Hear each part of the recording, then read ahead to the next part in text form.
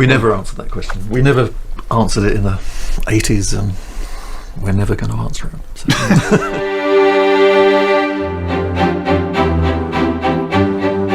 We met through the Melody Maker. I put an ad in the Melody Maker, and whenever it was, in the 70s sometime, put all the money I had into this big ad trying to get a band together, and Jack was foolish enough to apply, and he stood out from everyone like totally the only really good one that I saw. So that was it. We sort of I had this sort of chord sequence worked out for people to try and play, and Jack sort of got it like that, and he was clearly the best person, so that was the beginning of it all.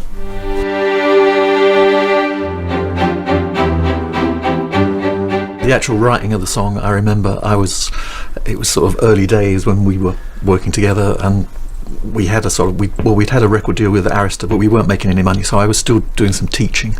And I remember I used to teach guitar in this school in South London, and this kid didn't show up for their lesson, and I remember coming up with the chords for Dance All Days during that lesson and sort of sketching out the song really in that sort of 20 minutes. So thank you to that child who didn't show up.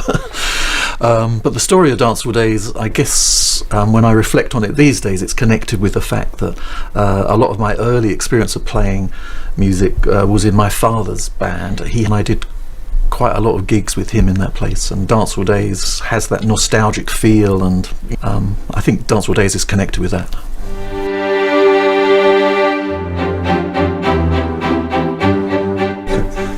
It was a very crucial track for Wang Chung.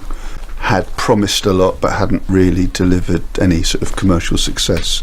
So we were sort of on the verge of maybe being dropped by Arista Records, and our 15 or 10 minutes of almost fame being over.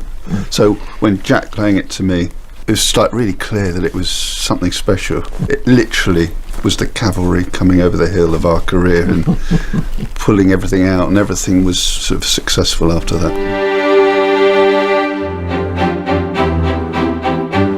We'd been on the verge of being dropped by Arista.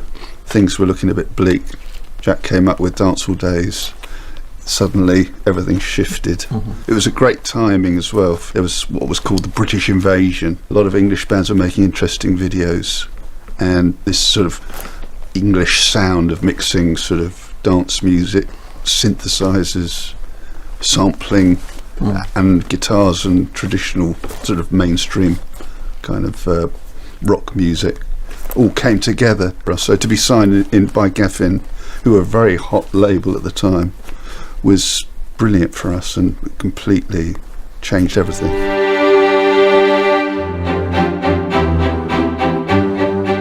It's always good to hear the songs used in movies and hear it on the radio, and we've been very fortunate with getting syncs in movies over the years, so it's great. Just heard that we're in a new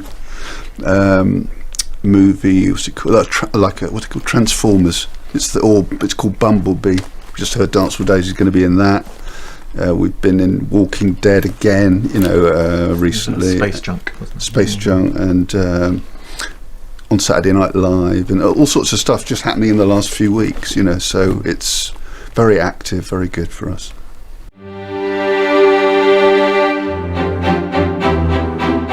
I remember during the 90s, I worked producing some bands. Actually, Nick was working for a label, and he would send stuff in my direction, and I was working producing this band, and it was a particularly difficult kind of like end period of this project that I was working on, and I was like, I'd been up for a couple of nights where it felt like that, and I was very kind of dishevelled, and I went into this pizza restaurant in Notting Hill and sort of sat down, and as I sat down, Everybody Had Fun Tonight started playing in this restaurant like quite loud, and the waitress came over to me, and I wanted to say to her, I wrote this song, but I thought they'd just throw me out if I started saying that, so I just ordered a pizza. Actually, I've got quite a good story. It's like 80s cruise, it was called, around the Caribbean and stuff. And so it's a cruise full of 80s fans, and suddenly Everybody Had Fun Tonight was played by the DJ, and I literally was accosted by 10 people. They all just dragged me onto the dance floor, forced me to dance to my own song, and everyone was, of course, videoing it with their phones and sticking it. I don't think I've ever been so embarrassed and so uncool in my whole life, and that's saying something.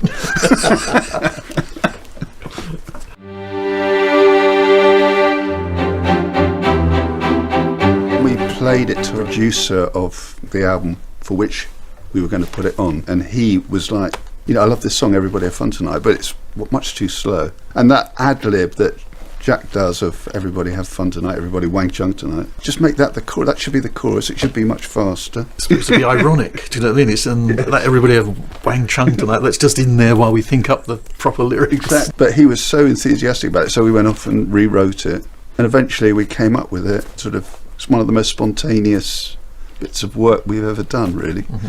The rest is... notoriety. Yes.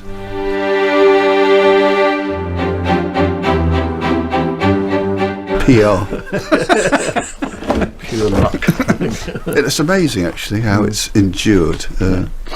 I think, though, that there's a lot of people who really love the 80s as a period of music, and I can see that it was a time when crafting a pop song was a sort of serious thing, and I think because of the way the technology was in those days, which is like the early days of computers and sampling and drum machines, there was this, albeit misguided, sense that you could make the sort of perfect pop record. But I think it does give the music a certain kind of durability. Everyone was really into writing quality songs, or that's what we were trying to do.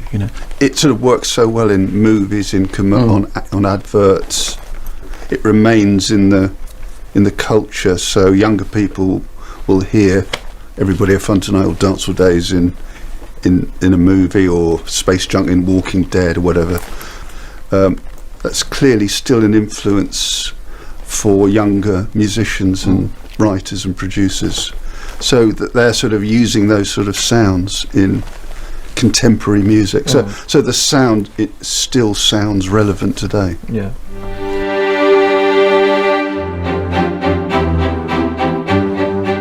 If you go to wangchung.com, you'll see, I particularly like the fact that Everybody Wang Chung Tonight, or the expression to Wang Chung. We put this reel on our on wangchung.com of, it's called Can You Tell Me What a Wang Chung Is? And it's like a load of mentions where Wang Chung gets mentioned as like punchlines in big movies or TV shows. So I don't know what's the favourite one.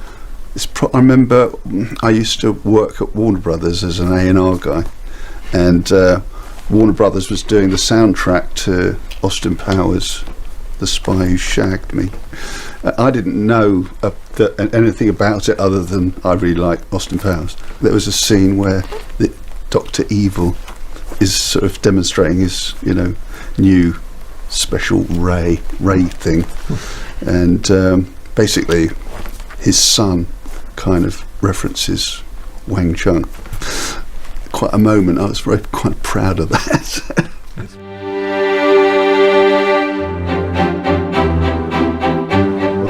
That's a movable feast. Mm-hmm. But right now, thanks to this album, What We Are Doing, this orchestral album, my favourite track is Fun Tonight Reprise, which is previously known as Fun Tonight The Early Years, which is on our Greatest Hits album. It's the early demo of what became Everybody Have Fun Tonight. Jack, what's your favourite Wang Chung track? My favourite Wang Chung track today is The World in Which We Live. It's a track on Mosaic, a track that we never really sort of developed, I don't think. Although we did play it live, apparently. I don't recall that, but we did play it live.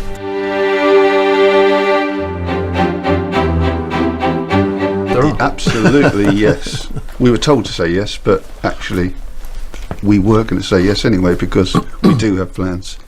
We're thinking maybe of sort of collaborating with other sort of artists, other bands, and maybe doing orchestral shows with them as well. So that could be interesting.